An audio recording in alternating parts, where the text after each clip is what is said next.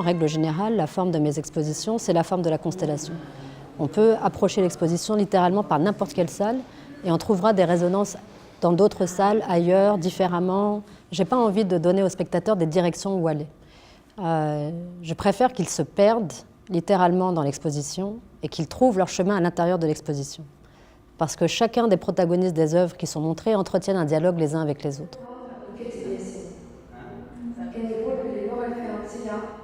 Moi, je suis particulièrement attachée à la notion de poésie civile, de la potentialité, que n'importe qui puisse être un poète civil, parce que le poète civil, c'est celui qui prend possession de sa propre parole et qui s'adresse à la communauté, à la collectivité, parce qu'il est aussi conscient que cette parole subjective est aussi une parole collective.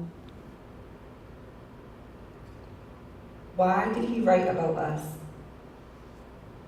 Him, the abandoned child. On voit de jeunes afro-américaines, Kiana et Vanessa, qui vivent dans la banlieue de Boston.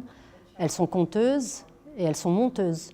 Parce que ce qui est montré essentiellement dans le film, c'est des images à travers des moniteurs, des téléphones portables, des moniteurs vidéo. Le lieu n'a pas été choisi au hasard parce que c'est l'endroit où Genet a prononcé sa première intervention publique au moment où il est arrivé aux États-Unis pour soutenir le Black Panther Party à la demande du parti. No matter who they are. And if women and young people move, everything moves. Les outils dont elle dispose, c'est l'outil de la parole, de la narration étant elle-même constituée d'un matériau extrêmement divers, c'est-à-dire leur propre parole, éventuellement la mienne, celle aussi de Genet, des citations d'un certain nombre de documents qui appartiennent à l'histoire du parti. Donc d'une certaine manière, la question et la position du témoin, elle est éparpillée entre différentes figures. Genet s'étant défini lui-même comme poète, mais d'abord comme témoin. Cet ancien membre du Black Panther Party qui se dit témoin et se considère comme témoin et considère que c'est sa fonction aujourd'hui vis-à-vis de l'histoire.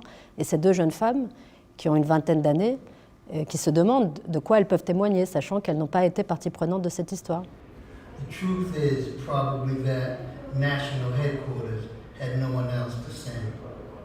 Donc il y a une sorte de matériau de montage organique qui devient leur propre parole, qu'elles s'approprient, mais c'est aussi la métaphore de l'histoire, avec un grand H. Comment est-ce qu'on s'approprie son histoire? Comment est-ce qu'on récupère l'histoire des mains du pouvoir et on en fait une histoire collective? Mission du Front National de Libération du Sud-Vietnam, dit Gouvernement provisoire du Sud-Vietnam. International section of the Black Panther Party. On peut aussi comprendre l'histoire d'Alger entre 62 et 72 comme une géographie archipélique.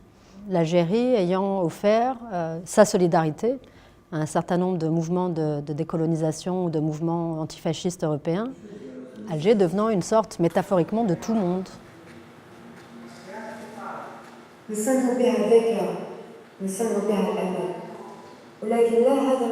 Ces deux jeunes gens, par exemple, dans Foreign Office, de la même manière que les deux jeunes femmes de 22 Hours, ils ont aussi une vingtaine d'années. Et ils comprennent aussi qu'il faut détacher des mains du pouvoir l'histoire afin de se l'approprier. Et comme dans 22 Hours, ils ont aussi peu de matériaux à disposition. Donc ils sont également forcés de se poser la question de comment on raconte l'histoire. Pas simplement de la transmettre, mais comment aussi elle se raconte. Elle est faite de mots, elle se constitue avec des mots, elle se constitue aussi avec des fragments de son, des fragments d'images, mais il demande à être rassemblé et il demande à être constitué. Donc le témoignage, il n'est jamais brut, il est produit. Et il est produit depuis une perspective et une position qui est clairement située.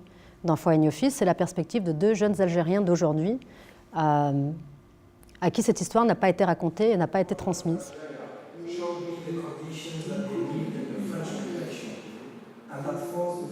Donc, je dirais que les photos, elles sont aussi archipéliques de ce point de vue-là, puisqu'elles redessinent une géographie de la ville du point de vue de la dissémination de ces mouvements d'indépendance.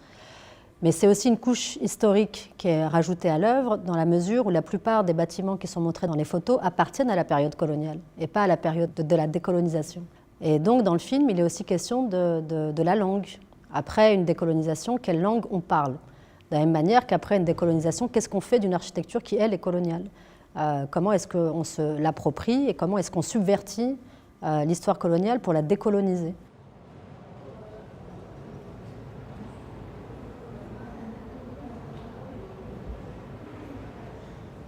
Αρχίζουμε από την ιστορία.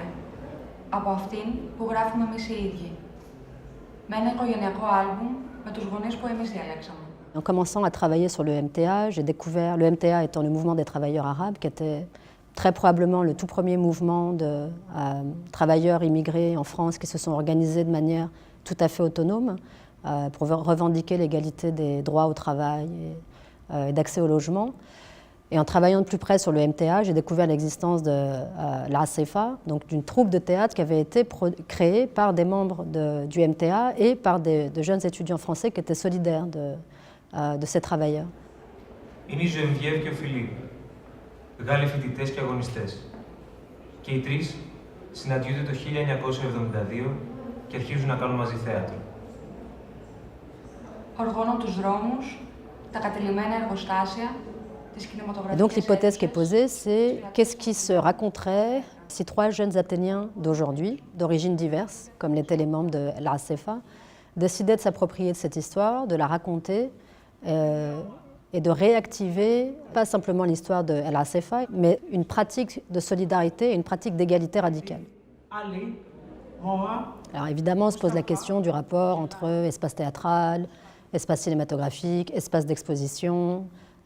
Et donc le dispositif du film, il articule aussi ces différentes pratiques. Mais en même temps, ça renvoie aussi à la majorité de mes travaux où la question de la distanciation et de la mise en scène de soi est clairement posée.